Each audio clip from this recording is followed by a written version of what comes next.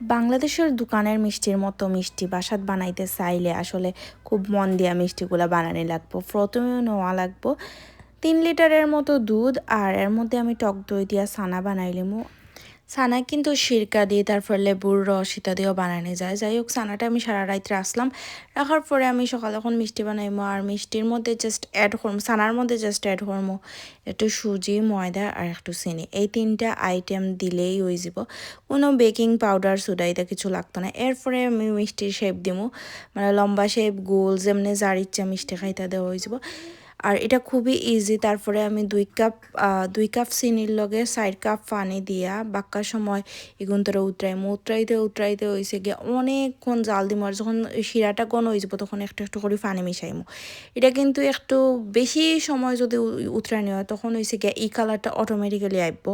প্রায় 2-3 ঘন্টা পরে হয়েছে এইলা কালার আয়। আর যারা একটু কম ধৈর্য তারা হয়েছে এই শিরার মধ্যে একটু ক্যারামেল দিলাইলে এই কালার খুব তাড়াতাড়ি আইব, মানে অত সময় ওয়েট করা লাগতো না। যাই হোক, আমার মিষ্টিগুলো রেডি।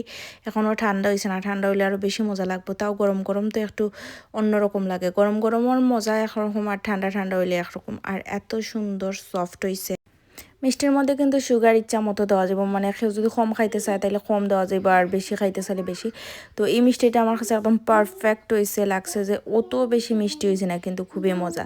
আমি খুব বেশি মিষ্টি হইলে মিষ্টি আমার কাছে ভালো লাগে না, মানে হালকা মিষ্টির মধ্যে মিষ্টি হইতো এটা ভালো লাগে। আর তাই খাই তো খুবই খুবই আমার ফুরের মানে খুব বেশি ভালো লাগছে। আর তাই যেটা ভালো লাগে এটা তাই নিজে নিজেও খায়। যাই হোক, এই মিষ্টিটা কিন্তু স্টোরও করা যাব, মানে ফ্রিজও 3 থেকে 4 দিন তো রাখাও যাবে। আমি খাইয়া দেয়া পরে বক্স বইরা রাখছি যাতে আমরা কয়েকদিন খাইতে পারি, 2-3 দিন তো মিনিমাম যাইব।